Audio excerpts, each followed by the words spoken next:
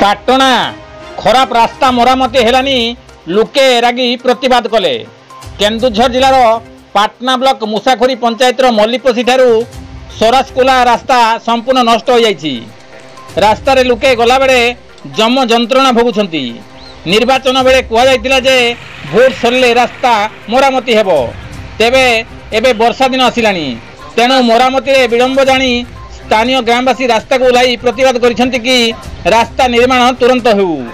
जेते आड़े अभियोग कले मध्य किछि सुफल मिलिनी लोके अभियोग करुछंती। रथयात्रा पाखे आसिलानी।